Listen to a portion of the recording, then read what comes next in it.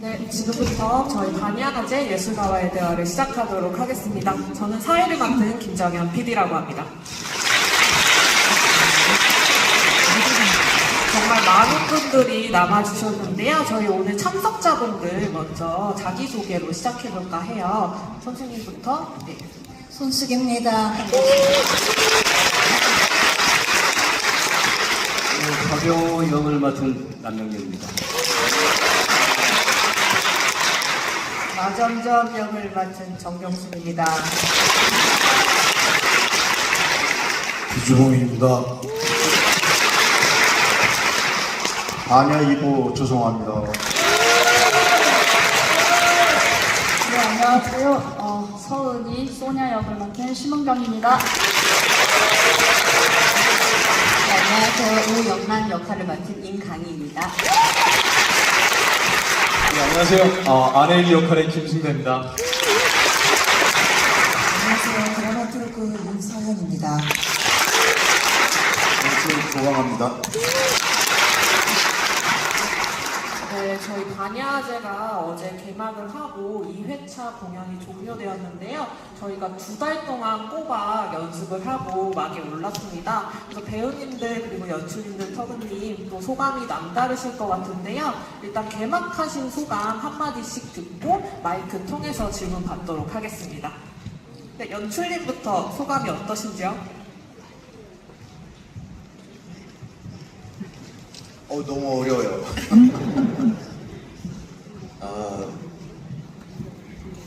제가 살이 잘 안 빠지는 스타일인데 이 작품 하면서는 살이 빠졌습니다. 제가 수고한 것 같습니다.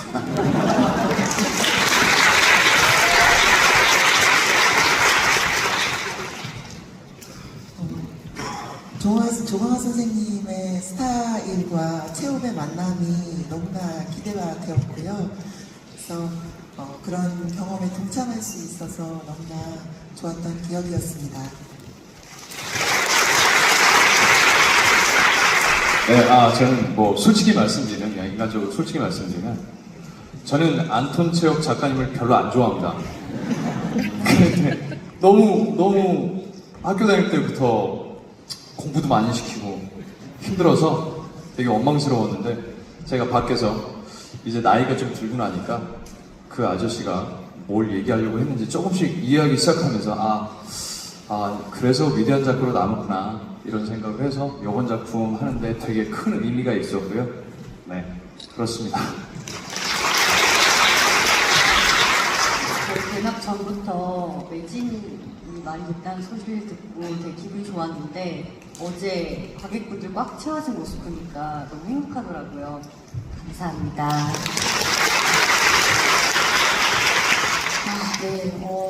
저는 지금 제가 무슨 말을 해야 될지 사실 좀 감이 안 잡혀가지고요. 제가 영화 GV는 정말 많이 했는데 이렇게 또 연극도 이렇게 무대 인사를 하게 되어서 감회가 새롭고요. 정말 연습할 때 저는 오히려 광화 선생님은 살이 빠지셨다고 하는데 저는 살이 쪘어요. 왜냐하면 제가 이 큰 무대에서 버텨야 하기 때문에 무조건 체력 관리를 우선적으로 생각을 했고 사실 지금 개막했는지 실감이 좀 잘 안 나요. 그런 상태에서 지금 이제 막이 오르고 이제 관객분들과 함께 호흡하고 있는데요. 아무쪼록 마지막까지 힘이 빠지지 않고 달려갔으면 좋겠습니다. 네.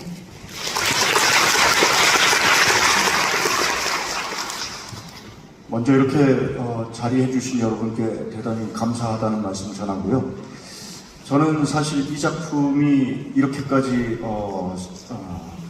큰 일을 하게 될 줄은 몰랐습니다. 사실 너무 연출 조광하 씨가 그 제안을 했을 때 너무 그냥 쉽게 대답을 했어요. 그래 하자. 그렇게 쉽게 대답을 했는데 이렇게 큰 일이 될지 몰랐고, 그리고 사실 저한테는 또 하다 보니까 굉장히 큰 의미가 있습니다. 그 40년 전에 제가 이 극장에서 그 창극할 때 아르바이트로 와가지고 엑스트라를 했었어요. 그래서 저 백스테이지에서부터 그 안진뱅이 역할이라 그 무릎을 꿇고 이 무릎으로 끝에서 끝까지 달려 나오는 그런 역할을 했었거든요. 근데 오늘 이렇게 제가 또 반야로 이 자리에 서게 될 줄은 몰랐고, 오늘 어제도 그렇고 여러분들이 너무 큰 호응해 주시고 작품을 너무 재밌게 봐주셔서 너무 감사하고 감동적입니다. 고맙습니다.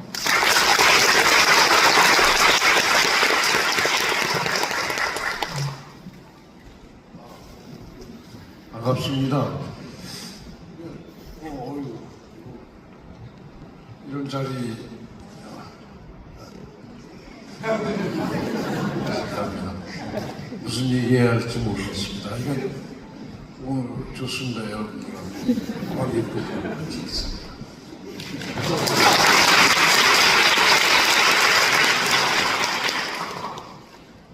뭐 연습 과정이 너무 즐거웠고요. 이렇게 새롭게 해석된 그 아톤 체홉의 반야를 하게 돼서 나름대로 뭐 이렇게 굉장히 기쁨을 느끼긴 했어요.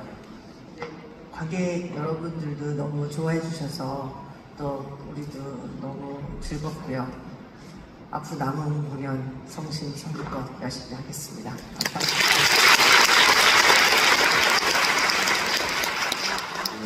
체홉의 작품을 바라보면 관객도 만드는 사람도 양가적인 감정을 가지고 있는 것 같아요. 그 인간의 삶을 정말 밀도 있게 그려내는 예술 작품이라는 측면과 한편으로는 지루하면 어떡하지?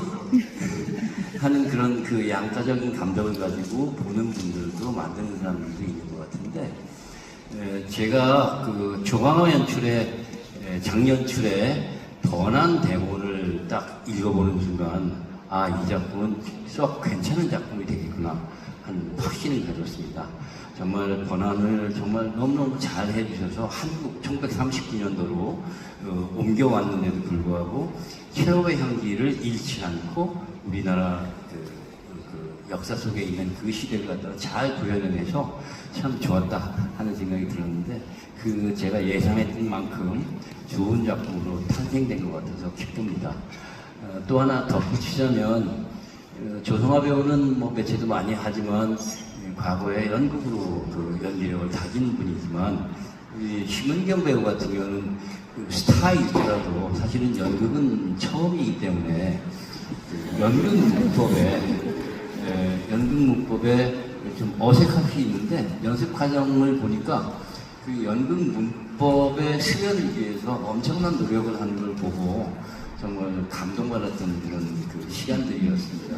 특별히 시공룡 배우한테 정말 연극 문법의 수련을 위해서 애썼던 그 시간이 아마 앞으로 남은 7번의 공연으로 다 보상받을 수 있을 것이라고 그 말해주고 싶습니다. 네, 찾아주신 관객 여러분 정말 고맙습니다. 아버지밖에 없네요. 연습을 해보니까 이제 저는 너무 나이가 들어서 선배를 넘어서 조상이 돼 있더라고요. 그래서 그냥 제 대사가 한 10마디 돼요.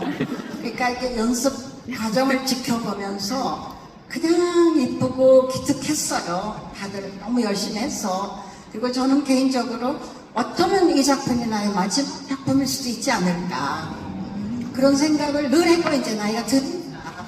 근데 이렇게 또 여러분들하고 만나면, 이번에 대극장은 한국에 가기가 어렵거든요. 워낙 극장도 크고, 저 걱정을 많이 했는데 어제부터 이렇게 또 많이 와주시니까 정말 행복하고 또 해야지.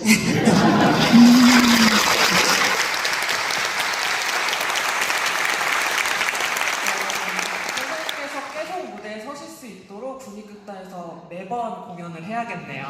네, 저희 배우님들이 이제 긴장도 많이 하고 계신데 관객 여러분 부드럽게 천천히 질문해 주시고요. 질문하고 싶으신 분 손 들어주시면 마이크 전달드리겠습니다. 여기 두 번째 줄에 마이크 전달 부탁드릴게요.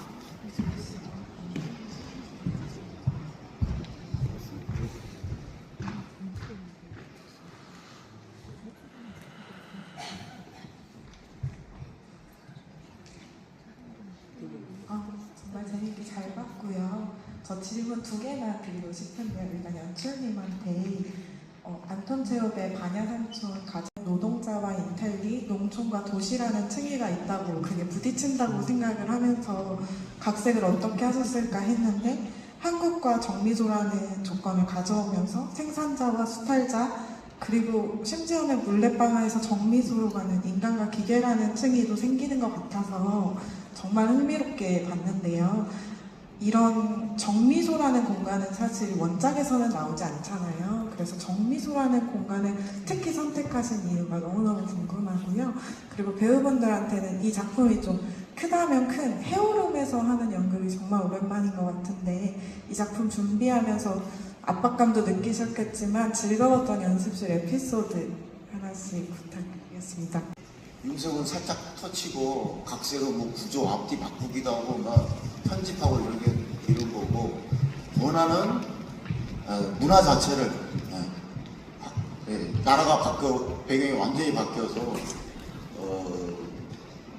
굉장히 변화가 큰 것처럼 느껴질 수 있겠죠. 근데 번안의 원칙은 사실 번안을 한 이유는 그 러시아 인물들의 이름들 부를 때마다 퍼스트 네임, 미들 네임, 라스트 네임 맨날 다르게 부르고 잘 외워지지 않는 이름이고 뭐 체육을 좋아하시는 분 익숙한 분들은 다 아시겠지만은 그렇게 많이 접하지 않았다 처음 대하시는 분들이 이름부터 일단 장애고 그 다음에 거기에 나오는 우리 작품에서 수없이 이제 예술가들, 문학인들 예를 많이 드는데 인용구들 뭐 원작에서 당연히 러시아나 뭐 그런 유럽의 인물들이 나오죠. 그런데 그런 것들이 체협이 갖고 있는 다른 어떤 위대한 작품들은 오히려 그 원전의 워딩들을 유지하는 게 좋은 작품이 있는가 하면 체협은 굉장히 일상적이고 소소하고 별일 아닌 것 같은 그런 상황들 속의 인물들을 캐치하는데 그렇다면 굉장히 감각적으로 즉각적으로 와야 될 것 같더라고요.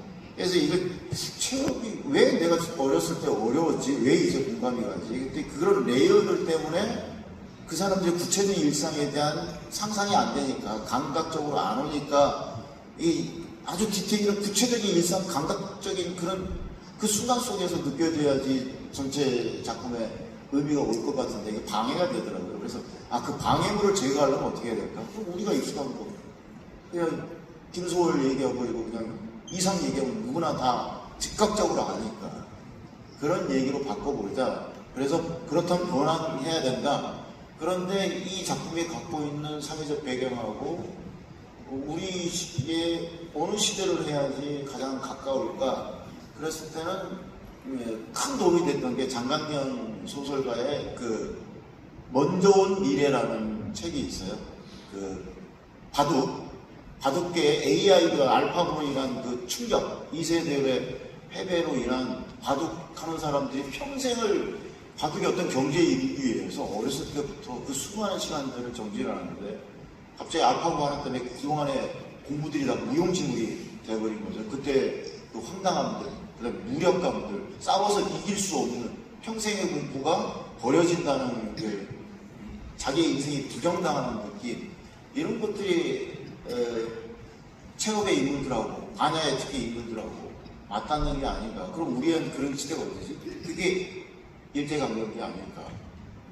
그렇게 오래된 500년 역사를 이어온 나라가 갑자기 사라져버리고 자기가 쓰던 평생에 갖고 다듬었던 단어들을 문장들을 언어들을 쓸 수 없게 된 시대. 청년들이 어디로 나갈 바를 다 사라져버리고 나이 든 세대들은 자기가 평생 노력한 것들이 아무것도 아닌 게 되어버린 그런 타이밍이 바로 이 시대 아닙니까?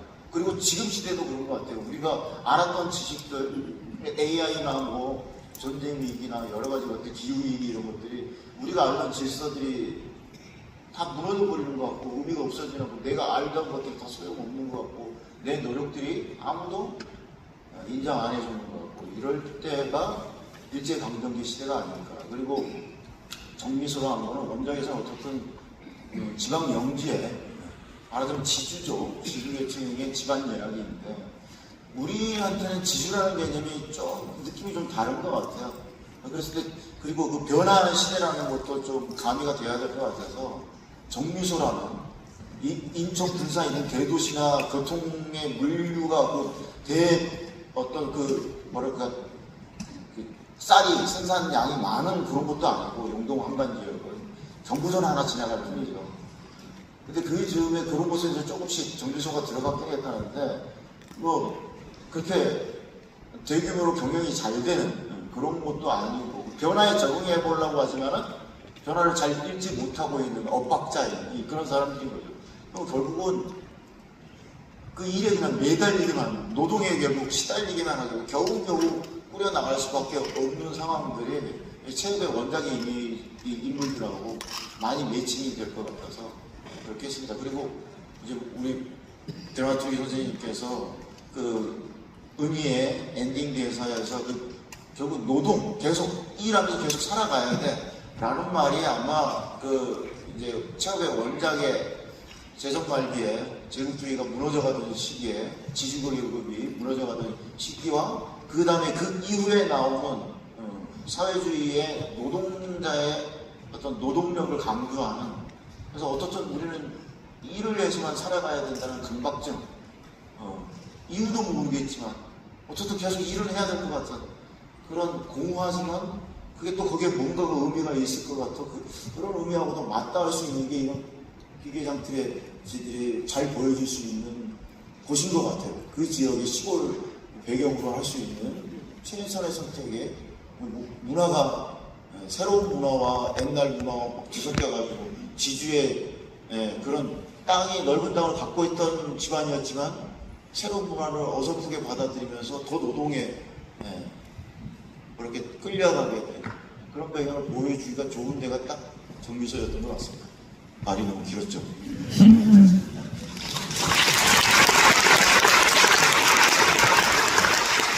저희 처장님이 체육을 공부를 오래 하셨죠. 한국으로 온 반야제 어떠신지 한마디 해주시죠.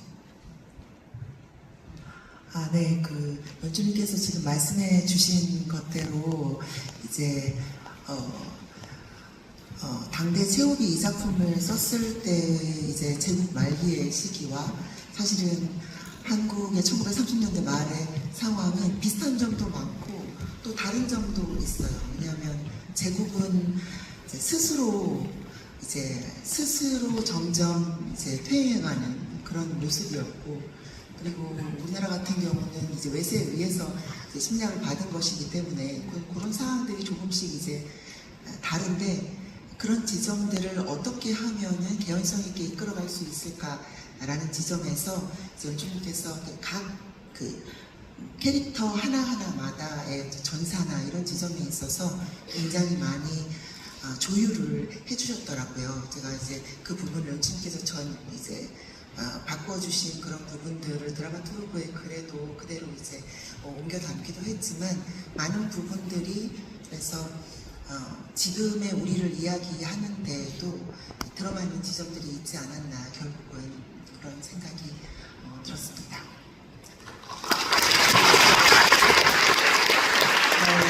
연습 과정 중에 또 어떤 에피소드들이 있었는지 궁금해하셨는데요. 선생님들 연습 과정 어떠셨을까요?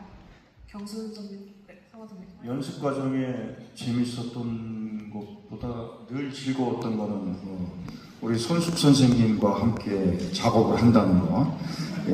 하루는 피자 사주시고, 하루는 치킨 사주시고, 하루는 도시락 사주시고, 하루는 또 밥도 사주시고, 고기 사주시고,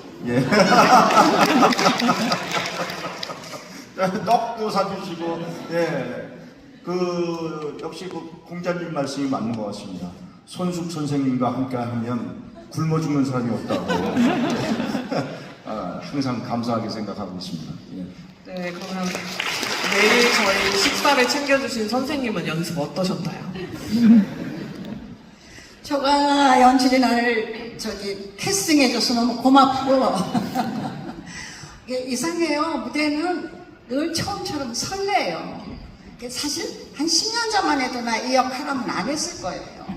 그런데 불러준 것도 너무 고맙고 아까도 말씀드렸지만 젊은 친구들이 열심히 하는 거 보면 너무 기특하고 또 짠해요, 사실.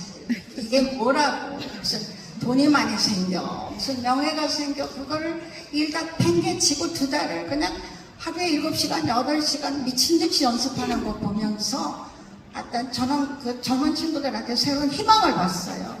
그래서 정말 고마워, 우리 이번 출연진들, 뭐 스태프들 다. 다시 한번 그 말씀을 드리고 싶어요.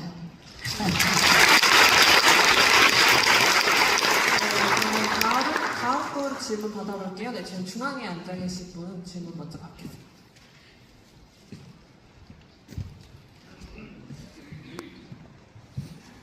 공연 보여주셔서 너무 감사드린다는 말씀 드리고 싶고요. 제가 항상 체육 작품을 읽을 때마다 인물들이 뭔가 현실에 있음직하면서도 현실에서 참 보기 힘들어서 어떤 인물들을 읽을 때 공감이 잘 안 가거나 어려운 부분이 많았는데 혹시 이번 연극 준비하시면서 인물 분석하실 때 좀 힘들었던 부분이나 어려움이 있으셨다면 그 부분이 좀 궁금합니다. 네, 서병호 선생님 어떠셨을까요? 저요? 네. 아까 에피소드는 아닌데 사실 이 작품에서 고증을 진짜 많이 했어요. 자잘한 고증인데 마녀가 몇 곡의 마녀가 나오잖아요. 근데 그 마녀가 저희는 1939년을 배경으로 하고 있는데 혹시 40년 혹은 41년에 발표된 곡이면 여기 쓰는 게 이상하잖아요. 그래서 이 발표된 시기까지 다 그 알아보고 고증해서 이전에 나오는 마녀를 그 중에서 골라서 쓰고 하여튼 뭐 그 정도까지 굉장히 고증을 많이 했던 작품이었다라는 말씀 드리고 싶고요. 저는 이 서병우란 인물이 그냥 주변 생각하지 않고 자기가 원하는 대로 그냥 내지르는 그런 사람인데 심지어는 다리 아픈 것도 어떤 때는 아프고 어떤 때는 안 아프고 하잖아요. 선택적 고통이라고 할까? 제가 불리할 때만 아픈 거예요. 실제로 아프겠지만 제가 불리하지 않을 때는 그 고통을 굳이 표현하지 않는데 뭔가 원하는 게 있고 할 때는 뭐 그런 식으로 표현한다든지 또 제가 이 인물을 구축할 때 주변에 있는 몇몇 어른들한테서 뭐라고 할까 힌트를 얻었다고 할까요? 이렇게 구축을 했는데 보면 어떤 어른 제가 알고 있는 어떤 어른 한 분 중에 아주 굉장히 괜찮은 그리고 굉장히 유하시고 사람 좋으신데 어느 날 어느 순간에 우리가 전혀 알 수 없는 순간에 그냥 버럭 화를 내시고 그렇게 하시는 분이 있어요. 그런 분 옆에서는 어떻게 주변 사람들이 반응을 하냐면 늘 조심해요. 왜냐하면 저분이 언제 어떻게 화를 낼지를 모르기 때문에 항상 평소도 항상 늘 그분 앞에 가면 조심할 수밖에 없는 그런 상황이 만들어지죠. 그렇게 해서 주변을 장악하는 그런 분들이 몇몇 저는 봤어요. 그래서 서병우란 인물은 이 가족 내에서 어떻게 가족을 장악하고 카리스마를 발휘하는가에 대해서 이런 식으로 구축하면 되겠구나 하는 생각을 했었습니다. 나는 양말레가 왜 사위를 좋아하는지 아직도 이해가 안 돼요. 진짜 힘들어요. 여기 알미론 인간을 거기까지 새 여자까지 데리고 와갖고 그러면 도대체 왜 좋아할까? 난 고민을 많이 했어요. 근데 이 할머니가 약간 겉멋이 든 것 같아. 여기 이제 영향받아서 책도 좀 읽고 그러다 보니까 이렇게 지식인을 엄청 좋아하는 거예요. 그래서 거기서 저도 고민이 많았다고. 제 대사 중에 그런 게 있죠. 우리는 지성인이니까 대화를 나눠보겠다고 하는 장면이 있는데 우리 양말래 여사님께서도 제 영향으로 3분의 2 지성인이 되셔서 온전한 지성인이 되고 싶은 욕망 때문에 저를 좋아하는 게 아닐까 하는 생각을 해봅니다. 네, 그러면 병우의 버럭을 받아야 하는 영란은희 배우님 인물 어떻게 구축하셨을까요? 저요? 네. 저는 일단 사실 연습할 때 제가 원작을 읽었을 때 소냐라는 캐릭터가 이렇게 막 밝은 인물이라고 사실은 읽히지가 않았었거든요. 굉장히 어떤 내면 안에, 그러니까 애써 막 이런저런 생활감이 있고 어떤 일을 계속 해 나가지만 뭔가 활기가 있다고는 생각하진 않았는데 연출님께서 이제 굉장히 강조를 하셨던 게 이제 활력과 활기였거든요. 근데 저는 사실 그 의미를 좀 잘 몰랐어요. 너무 그냥 단지 힘듦을 잘 모르게만 표현이 되는 것은 아닐까라는 제 나름의 어떤 우려도 있었는데 그 지점에서 좀 사실 저는 고민을 많이 했었는데 제가 직접 이렇게 무대에 서고 또 관객분들과 함께 이렇게 호흡을 하다 보니 느꼈던 지점이 슬픈 걸 꼭 슬프게만 표현하는 게 아니구나. 그러니까 밝음 안에도 그 안에는 어떤 슬픔이 또 간직하고 있고, 그러니까 밝은 걸 슬프게, 슬픈 걸 밝게 이게 약간 이게 굉장히 양가적인 면모가 되게 존재하는데 또 최고 작품의 또 어떤 매력이고, 네. 그래서 그런 지점이 굉장히 머리로는 알겠는데 표현을 어떤 식으로 정확하게 보여지는지가 굉장히 저는 많이 고민스러웠었어요. 네. 그걸 지금 계속 이렇게 무대에 매번 공연하면서 지금 또 찾아가고 있는 과정 중인 것 같습니다.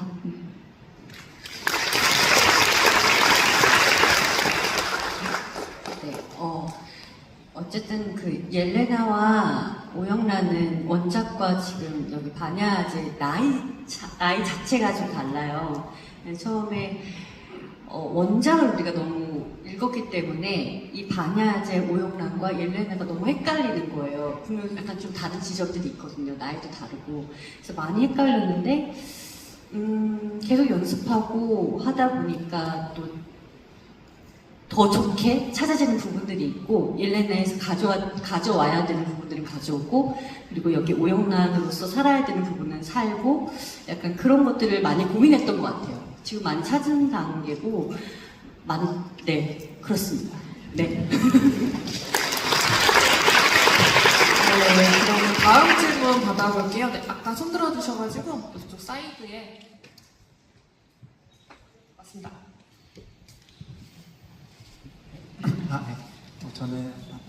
안녕하세요. 저는 연출님께 질문 드리고 싶은데요.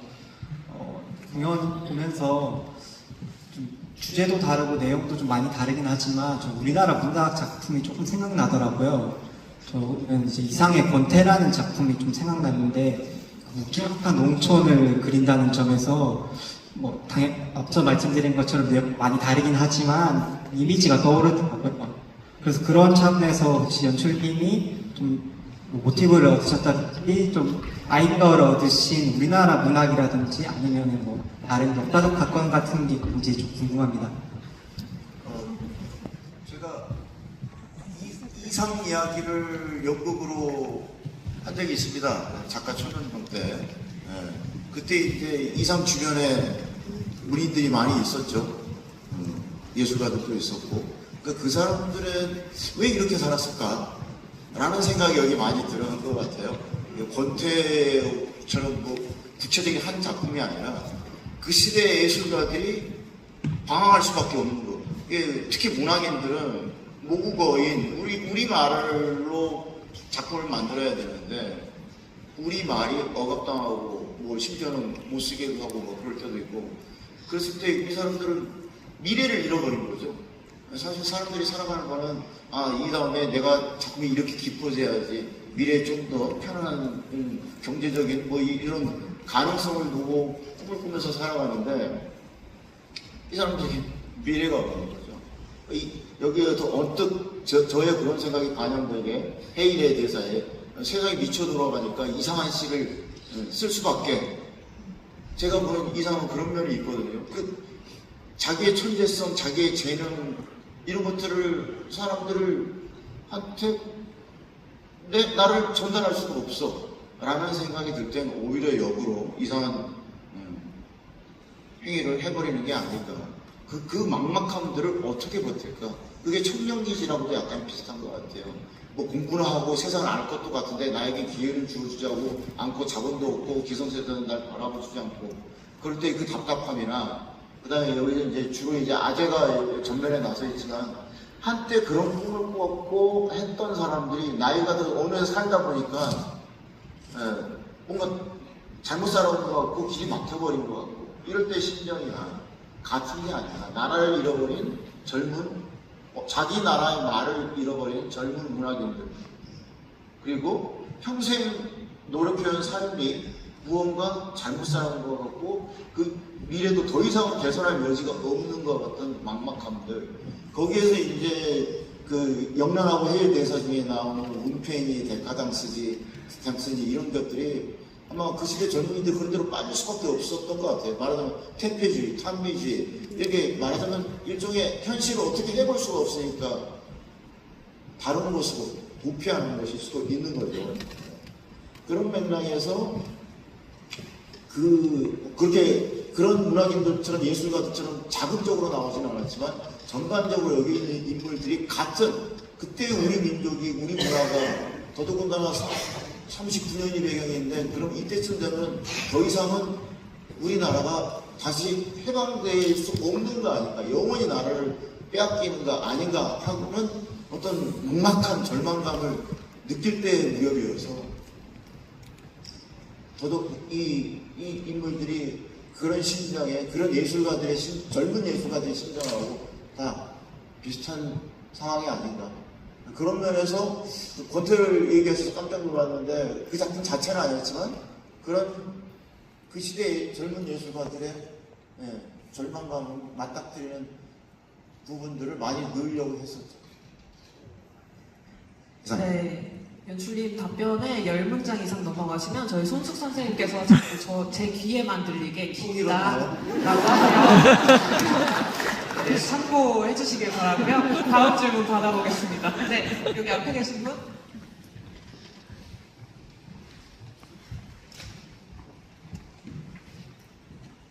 무대에서 보는 연극은 이번이 첫 연극이었거든요. 그래서 이런 멋있는 연극을 보여주신 것에 대해서 너무 감사드리고요. 앞으로도 계속 첫 연극을 계속 기억할 것 같습니다. 제가 질문드리고 싶은 거는 반야아제 연극을 보면서 그 주인공인 아재를 볼 때 인물이 결국 총까지 들었음에도 결코 밉지가 않은 인물이었거든요.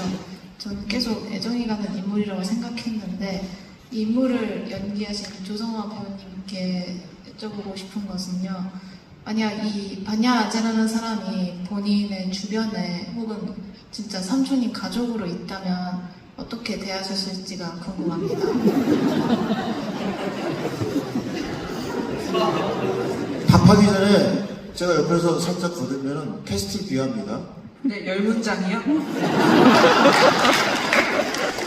처음에 조성아 배우를 만날 때는 아스트로프 헤일 역할로 캐스팅하러 왔어요.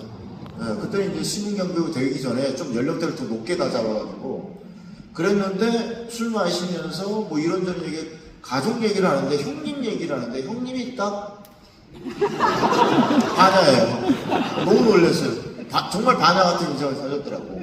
그래서 그리고 말하는 그 조성아 배우의 그 어떤 인간성이 굉장히 성실하고 10장 넘었나요? 넘어가려고 합니다. 네, 되게 착하게 살아가는 사람인데 그래서 이런 캐릭터면 반야해도 되겠다. 뭐 그렇게 됐습니다. 이어가시죠. 예, 그렇습니다. 예, 뭐 짧게 더 말씀드리면 이제 뭐 저는 사실상 뭐 안톤 체홉도 좋고 반야도 좋고 다 좋습니다. 다 좋은데 어떤 역할이든지 저는 좀 살아있는 인물에서 캐릭터를 찾으려고 많이 노력을 해요. 근데 마침 반야는 저희 큰형님이 딱 반야처럼 정말 답답하게 힘들게 그렇게 살아오셨어요. 어렵게. 그래서 저희 큰형님을 좀 많이 그리면서 지금까지 캐릭터를 많이 만들고 있고 마지막까지도 그렇게 사시는 분들이 꼭 저희 큰 형님만 있는 건 아닌 것 같고 세상에 많은 반야처럼 사시는 분들이 사실은 많이 있는 것 같아요. 내 가족 중에 내 바로 옆에 꼭 한 사람 두 사람은 꼭 있지 않을까, 이렇게 헌신적인 사람들이. 그래서 그 인물들을 좀 잘 살려서 마지막까지 공연을 잘 했으면 하는 바람입니다. 감사합니다. 처음 올라오신 공연을 국립극단의 반야아제로 선택해 주셔서 감사드리고요. 저희 시간 관계상 2질문 정도 받을 수 있을 것 같아요. 네, 이쪽 마이크 전달해 주세요. 좀 장치 같은 걸 많이 보는 편인데 연출님께서 선택하신 그 쌀이 쏟아지고 기지가 돌아가고 그리고 비가 내리고 이 세 장비 중에 뭐가 제일 비싼지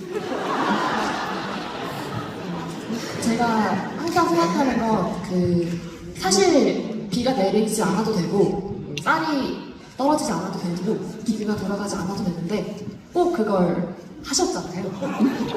그걸 하게끔 만든, 그러니까 왜 그렇게 하셨는지, 뭐가 비를 내리게 했는지, 태풍이 친다 하면서 소리만 나도 되는데 왜 1막 내내 비를 내리게 했는지가 좀 궁금했고요. 저는 그리고 텍스처만 봤을 때는 사실 오영라는 우울해 보였고요. 소냐는 밝아 보였거든요. 근데 연극이 끝나고 생각해보니 반대인 것 같아요. 저에게 다가오는 면은. 그러면 그리고 그 둘이 제일 뭔가 내일을 살아야지라고 생각하는 힘이 가장 큰 인물 같다고 저는 느꼈거든요. 여러 인물 중에. 그들이 그렇게 생각하는 마음의 중심에 뭐가 있는지가 좀 저는 궁금해요. 왜 이 둘은 그래도 살아야지, 그래도 여기를 떠나서라도 이 남자와 같이 함께 살아야지라던가 계속 장부를 정리해야지 라고 생각하는 그 마음의 중심에 뭐가 있다고 생각하시면서 연기를 좀 하시는지가 궁금합니다. 무대는 이태성 선생님이 질문이 꼭 나올 것 같아서 이태성 선생님 무대 디자이너께서 꼭 참석했으면 싶었는데 다른 극장 셋업이 있어가지고 못 오셨는데 대신해서 답변 드리겠습니다. 고난 대본에는 거의 그냥 리얼한 누마루 큰 연못에 갑자기 솟아있는 사랑채에 딸린 누마루를 중심으로 해서 무대 지시물을 써놨어요. 고난 때는 디자인이 어떻게 나올지 몰랐고 굉장히 사실적인 그 큰 규모의 한옥을 생각을 했었죠. 그런데 그 지시문대로 사실적으로 구현하려면 제작비가 어마어마합니다.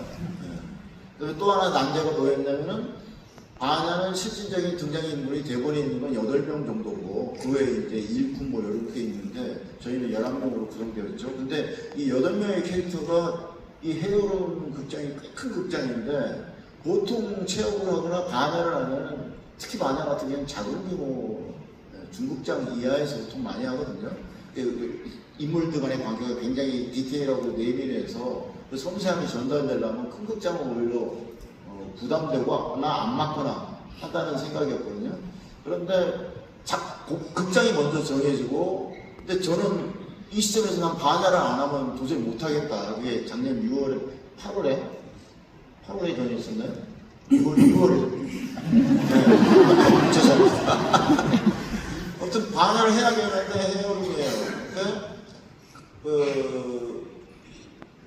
이철 선생님하고 얘기를 나눈 중에는 오히려 반야 체육 작품에 있는 사이, 포즈 이런 것에서 진짜 이야기가 전달된다. 그건 결국 어떻게 보면 영상 매체의 미장센 이런 것 같았어요. 그 미장센을 위해서 이태성 무대 디자이너께서 하신 게 대본에 원래 비 내리는 거는 설정이 원래 있고요. 근데 거기에 추가해서 이 큰 극장에서는 디테일만 갖고는 전달이 안 되고 우리나라 관객의 특성상 어떤 극적인 힘은 또 필요하다. 그래서 순전히 이태성 선생님의 아이디어입니다. 그리고 누마루 회전도 이태성 선생님이 굳이 원근법이 필요하다. 그 회전을 통해서 가까워지고 멀어지고를 이 회전을 통해서 만들자. 그 컨셉이 약간 변형되긴 했지만 아무튼 제일 중요했던 질문, 어느 게 제일 돈이 많이 들었냐. 자, 이것은 깁니다. 물. 이 물을 담기 위해서 밑에 보강이 안 보이는 곳에 굉장히 많은 시간과 기술과 뭐 이게 투자가 됩니다. 실제로 물을 쓰는 거 물은 돈이 안 되겠지만 물을 담기 위해서 굉장히 많이 들고, 그 다음에 제작비가 사실 안 돼서 누마루 회사를 원래는 그 빗자루 쓰는 일꾼이 손으로 밀려고 그랬어요. 그 친구가 그래서 연습을 굉장히 많이 했어요. 그런데 다른 제작비 다 정리하고 도저히 지켜보시던 우리 PD님께서 안 되겠다 싶어가지고 여기저기 막 돈을 끌어 모아가지고 모타를 달아주셔가지고 돌게 됐고요.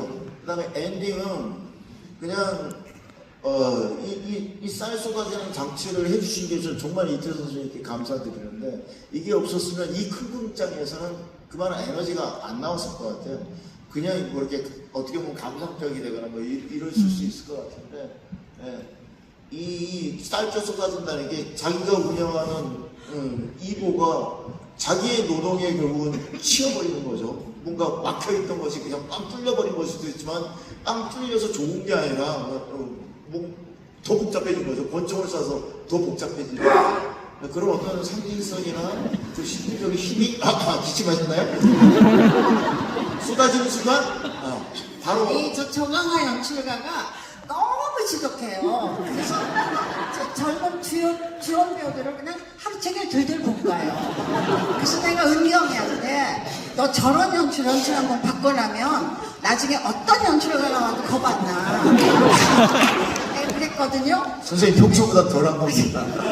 그런데 결과적으로 작품을 잘 만들어요. 그러니까 미워할 수가 없어. 아주 지독해요, 저는 연출가.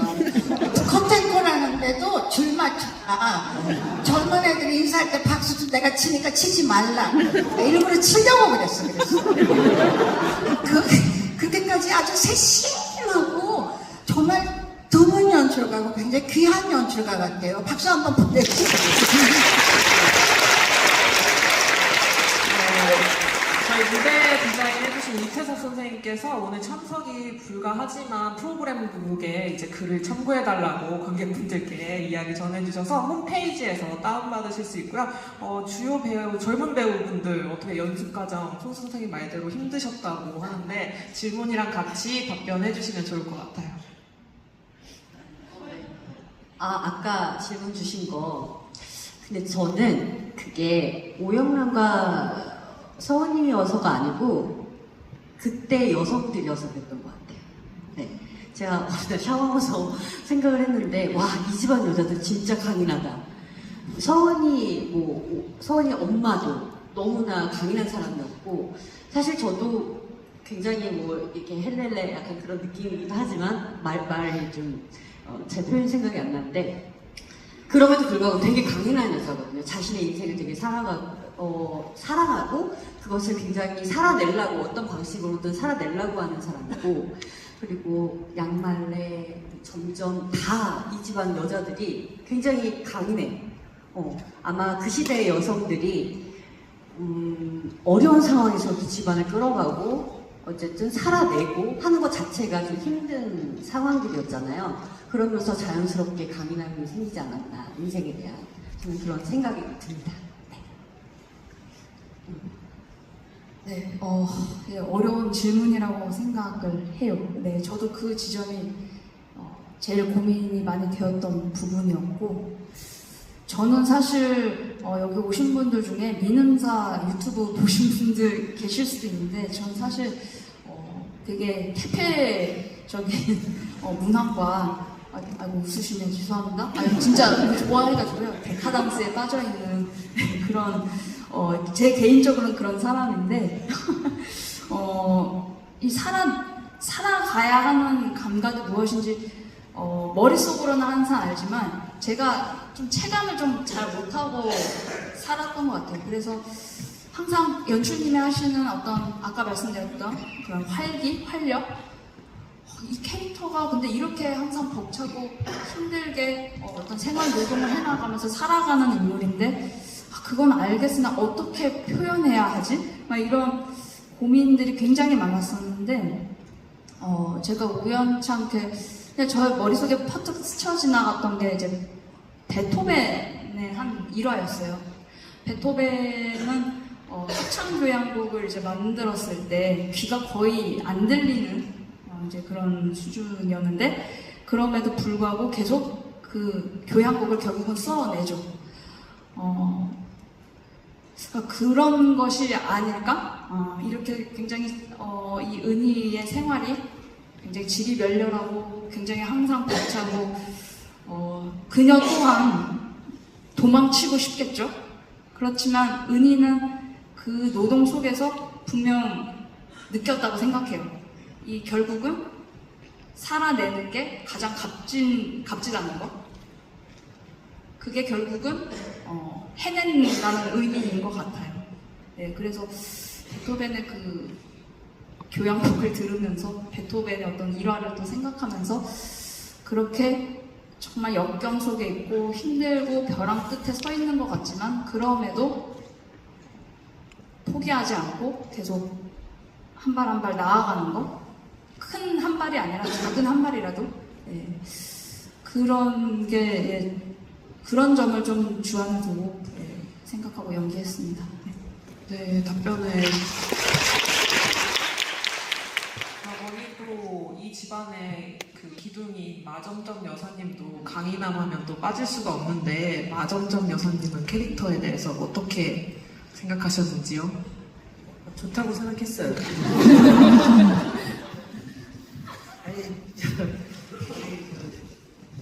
사실은 원작보다 좀 역할이 크잖아요. 그래서 일단 대본을 읽고 일단 제가 너무 감명을 받았고요. 전체 대본을 보고. 그리고 진짜 이 작품에 진짜 참여하고 싶다라는 마음이 막 들었어요. 대본을 읽고 나서.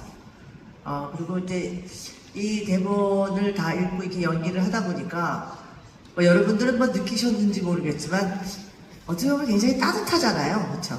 이게 굉장히 냉소적이고 좀 나른하고 그런 길로 흘러갈 수도 있는데 저는 참 이걸 따뜻한 작품으로 읽었어요. 근데 거기서 이제 이 마점점 여사하고 우리 그 은희하고 빼고는 다 캐릭터가 이상하잖아요. 그러니까 우리 둘만 정상이잖아요, 사실. 그래서 그런 점에 제가 이제 많이 신경을 썼어요, 사실. 정상으로 하자. 그래서 이 작품의 사랑 담당. 진짜 우리 연습 중에 우리 조성아 배우가 그런 얘기를 했어요. 사랑이다. 세상은 사랑이다. 굉장히 저는 많은 부분 동의하고요. 이 작품 또한 저는 사랑이라고 생각을 하거든요. 그래서 제 역할은 이렇게 표현하고 보듬고 같이 겪어내는, 인생은 겪어내는 거잖아요, 여러분. 그렇죠? 그래서 같이 우리 모두 겪어내는, 서병호는 서병호대로, 기진은 기진대로, 또 우리 식구들은 우리 식구대로 같이 겪어내자. 그러니까 또 젊으신 분들은 잘 모르겠지만 우리 같이 이렇게 겪어내는 거 이 작품에서 얘기하고 있는 것 같아요. 같이 우리 겪어내요, 여러분. 대팍하면 또 떠오르는 인물이 있죠. 또 유니크한 안혜일 배우님은 어떻게 캐릭터를 생각하셨나요? 원래 너무 저한테 스트레스를 주는 역할이어서 많이 힘들어요. 사실 안톤체홉 작가를 굉장히 위대하게 생각하지만 그 배우, 무대에서 시연을 하는 배우 입장에서는 굉장히 고통을 주는 그런 또 유명한 작가 중에 한 분이라 처음에 들었던 이 작품에 참여할 때부터 굉장히 부담을 많이 갖고 시작을 했고요. 제가 지금 기억난 거는 간단하게 말씀을 드릴게요. 저는 이 작품이 정말 힘들었어요. 그리고 샤워할 때마다 연습 끝나고 진이 빠져서 집에 돌아가서 샤워할 때마다 안톤체홉 아저씨를 너무 원망했고요. 네. 제가 이 작품에서 가장 힘들고 주안점을 두고 지금도 계속 고민하고 있는 부분은 일단 저희가 배경이 바뀌었잖아요. 네.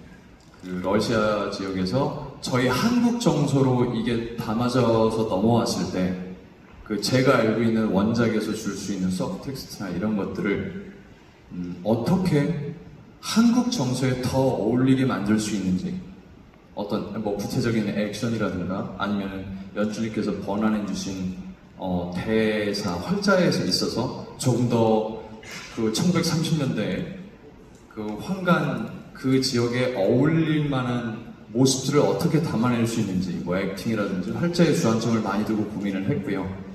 개인적으로 아네일의 입장에서는 여러분도 아시겠지만 아스트로프 자체가 현실을 자꾸 이겨내려고 자기가 힘든 것들을 자꾸 어떤 활력이나 감각을 통해서 연출님이 항상 말씀하셨는데 그걸 통해서 이겨내려고 하는 모습들을 굉장히 보여서 이런 것들을 지금은 그냥 제가 안경으로 매개체를 쓰고 있어요.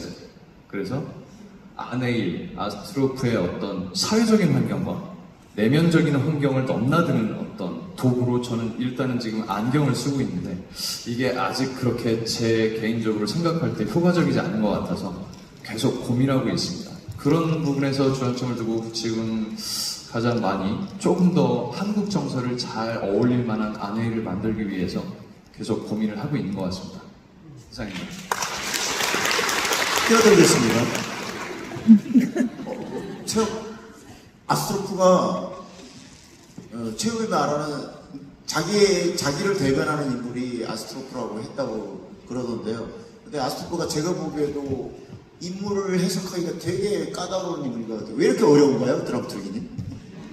왜냐하면 이 아스트로프라고 하는 인물이 그 이전에는 이제 숲의 정령이라고 하는 이 반야 삼촌의 원작이죠. 이제 더 이전에 쓰여졌던 작품이에요. 사실 갈매기보다도 더 이전에 쓰여진 작품이 있었는데 그 작품에 아스트로프를 만들기 위해서 존재하는 두 인물이 있어요.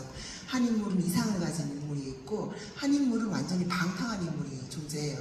그래서 그 두 인물을 합쳐서 만든 새로 개작할 때 만들어낸 이제 인물이 아스트로프라는 인물이라서 정말 너무 힘들었습니다. 힘드셨을 거예요. 왜냐하면 정말로 그 자기 안에 있는 괴로움들을 각종 그 광대짓으로 지금 그러니까 연출님께서 연출하실 때는 그 광대짓 하는 인물의 어떤 특성을 조금 더 부각시키셔서 이제 무대에 이제 올리신 거죠. 그래서 그런 지점들을 저는 이제 고통받으시는 모습을 봤지만 보면서도 이 고통은 받아야 하는 고통이다.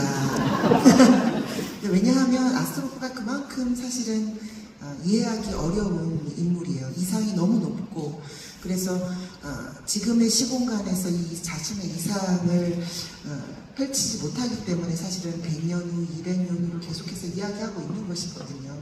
근데 그런 지점들을 이제 연출님께서 1940년대 우리 지식인들이 느꼈을 당장의 행복, 당장의 해방에 대해서는 꾸며볼 수 없기 때문에 자꾸 더 먼 시간을 생각할 수밖에 없는 그런 지식인들의 모습으로 잘 엮어주셨어요. 그래서 고통은 받았어야 했었다. TMI로 하나 더 말씀드리자면 안톤 체홉 작가 그 분께서 러시아에서 아스트로프 역할을 직접 하셨어요. 네. 그래서 그 의사하시기도 했고, 이래서 그런 것들로 했다고 들어서 자기 얘기니까 너무 잘 알겠구나. 꿈에라도 한번 나와줬으면, 도대체 어떻게 해야 되는지 꿈에라도 나와줬으면 하고 고민했던 부분입니다. 그러면 시간 관계상 마지막 질문 하나 듣고 마무리하려고 합니다. 저쪽 블럭에 다른 질문 하나 하고 마무리하겠습니다. 정말 다 정말 인상 깊게 봤는데 이제 되게 제일 인상적이었던 거는 이제 그 은희 배우님께서 이제 감자를 먹다가 네. 갑자기 난 감자보다 못생겼어 하고 이제 감자를 던진 장면이 되게 귀여우셨어요. 그래서 이제 근데 이제 그 장면이 너무 강렬해서 좀 지나고 생각해 보니까 그 누구도 저 은희 배우에게 못생겼다라는 말을 하지 않고 이제 아닌가? 아무튼 이제 제가 든 생각은 이제 은희 배우님께서 약간 자격지심? 그러니까 약간 스스로를 약간 좀 낮게 생각하는 마음에서 자꾸 자신을 못생겼다라고 말씀하시는가? 아니면 정말 대본에서 이 캐릭터가 못생긴 캐릭터로 된 건가.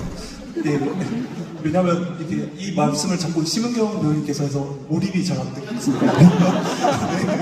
잠깐 마지막 질문 한 번만 해주세요. 더 듣고 싶은 거예요? 네, 이 대사를 심은경 배우님께서 해서 솔직히 몰입이 잘 안 됐습니다. 그래서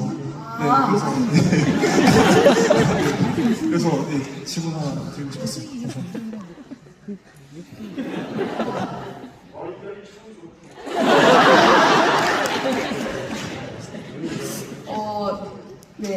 일단 원작에서도 나와 있는 부분이에요. 소냐가 자기 자신을 좀 약간 타박하고 항상 가면 사람들이 날 보면서 못생겼다고 해. 난 정말 못생겼어. 이러고 혼자 한탄하는 그 장면인데 이제 그것을 좀 이제 광하 선생님께서 또 우리식으로 또 이제 넘어오면서 이제 감자를 또 먹으면서 근데 리허설이 그 이제 연습을 하면서 제가 던진 거죠? 제가 먼저 깜짝 놀랐어요. 네, 한번 그냥 했어요. 연습하다 갑자기 던지더라고요. 그래서 야 그거 하자. 그렇게 하자. 그냥 한번 던졌어요.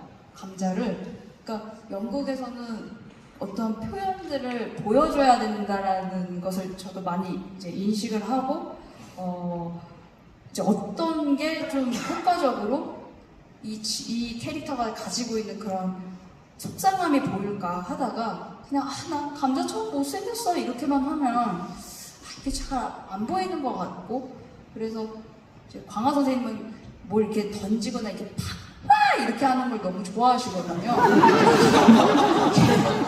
그래서 하나라도 좀 칭찬을 받고자 싶어서 제가 에라 모르겠다니 난 못생겼어 이러고 그냥 던졌는데 너무 좋아 너무 좋다 이러고 그래서 이제 그 이후로 감자를 이제 던지게 되었던 거고요. 근데 그게 좀 효과적으로 이 캐릭터의 어떤 귀염성과 그리고 더불어서 어떤 내면에 가지고 있는 약간의 어떤 뭐랄까 속상함 이런 것들도 좀 같이 더불어서 좀 표현이 된 것 같아서 너무 기쁘게 받아들이고요. 네.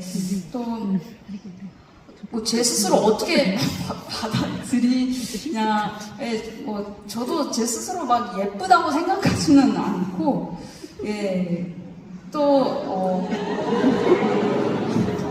이러시면 안 돼요. 이러시면 안 되고. 아니 원래 오영란 그 혼자 독백하는 장면 있잖아요. 그 대사에 은희가 예쁘지는 않지만 이란 거 많이 있었어요. 근데 도저히 은경이를 그걸 못하겠는 거예요. 그래서 제가 연출님한테 그 얘기를 빼고 싶다고 말씀드렸거든요. 그랬습니다. 예뻐. 근데 제 스스로는 그 대사가 사실 공감 갔었던 부분도 있었어요. 제 스스로 저도 제가 예쁘다, 너무 예쁘다, 와, 이렇게 생각하는진 않아서, 좀 더 그 장면에서는 감정이입이 좀 수월했었던 것 같아요. 아무쪼록 답변에 도움이 되었길 바랍니다. 감사합니다. 은경 배우님의 발언은 지금 개인의 생각이고요. 저희 국립극단의 의견과는 다르다는 점 인지해 주시고요. 긴 시간 함께 해주신 관객 여러분 진심으로 감사드립니다. 저희 반야제 남은 7회 공연도 많은 응원과 관심 부탁드리고요. 또 관객 여러분께서 위로를 받아가셨으면 좋겠습니다. 그럼 마지막으로 참여자분들, 관객분들께 한마디씩 하고 마무리하겠습니다. 네, 저희 손 선생님 많이 화나셨는데요. 한마디씩. 손 선생님 먼저 관객분들께 한마디 해주세요. 길어. 그냥 그 감동을 안고 가시도록 해. 네, 셋. 그 종화 연출이 4명의 그 주인공 배우를 드라비를 많이 했다고 하는데 그 중에서 그 아내일 역을 하는 김승대 배우가 제일 힘들어했어요.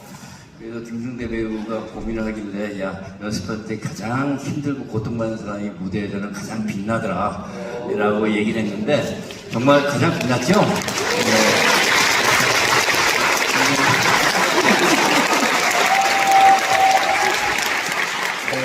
이제 앞으로 7번 남았지만 그 많은 관심 이 소문 많이 퍼뜨려 주시고요. 표는 없지만 리뷰 많이 남겨주시기 바랍니다. 고맙습니다.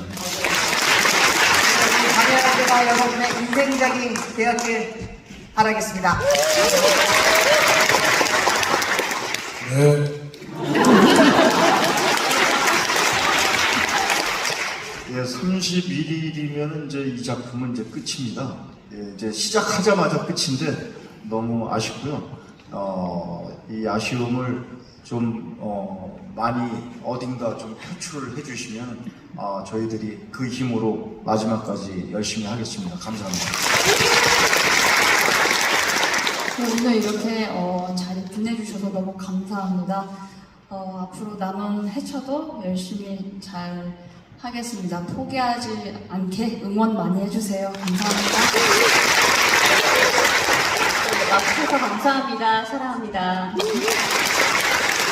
저희가 국립극단이나 저희 모든 출연진들, 스태프들 모든 분들이 이 작품을 만든 이유는 여기 보러 와주신 여러분들이 이 작품으로 인해서 많이 위로를 받아 가져가셨으면 하는 바람에서 이 작품을 만든 거니까요. 제발 잘 지켜봐 주시고 많이 위로받고 좋은 추억으로 가져가셨으면 좋겠습니다. 감사합니다. 모두가 이보고 모두가 은이라는 생각을 하면 못 이겨낸 것도 없다라는 생각이 들었어요. 와주셔서 감사합니다. 긴 공연에 이어서 또 이렇게 긴 관객과에 나와주셔서 관심 가져주셔서 감사합니다.